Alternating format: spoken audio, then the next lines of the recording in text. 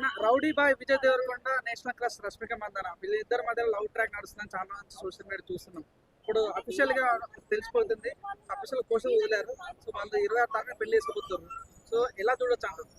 ఎట్లా చూస్తాం ఇక పుష్పత్రి జర లేట్ అయ్యి వస్తుంది అని అంటాం, ముందే చెప్తున్నాం. ఎందుకంటే ఆమె పెళ్లి చేసుకున్నదంటే పుష్పత్రి జర వాయిదా పడ్డట్టే కదా లెక్క. ఇంకొకటి ఏంటంటే వాళ్ళిద్దరు పెళ్లి చేసుకుంటారని నాకు ముందే ఎరక.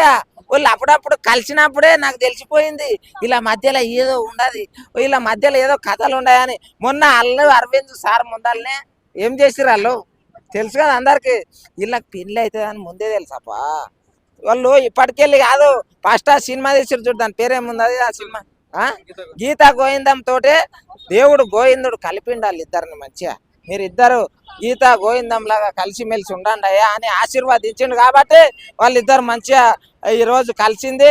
ఆ దేవుడు బాలాజీ ఆశీర్వదించినని నేను అనుకుంటున్నాను. రియల్ జంట అంటే రియల్ జంటగా మారిపోతారు. సినిమాలకు హైప్ పెరుగుతాట బరాబర్ పెరుగుతుంది.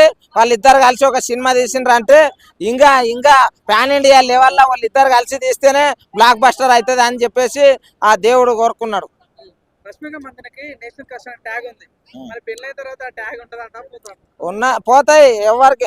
ఇగో క్రస్సులు ప్రస్సులు అనేటివి పెళ్ళి అయ్యే వరకు, పెళ్ళి అయింది అనుకో అన్ని పోతాయి. కలాస్ ఒకటే ఉంటది, ఏంది తెలుసా, భార్య భర్త అంతే ఉంటది, వేరే ఏముండదు. వాళ్ళిద్దరు పెళ్లి అయితే చాలా మంచిది. దయచేసి ప్రతి ఒక్కరు ఇప్పుడు ఈ వీడియోలు చూసే ప్రతి ఒక్కరు శ్రీరస్తు శుభమస్తు అని పెట్టండి కామెంట్స్.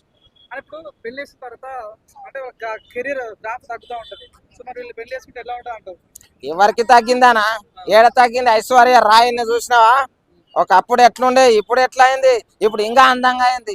పెళ్లి అయితే అందరు ఇంకా మంచిగా అవుతారు. అట్లా అని చెప్పేసి మీరు ప్రతి ఒక్కరు ఇగో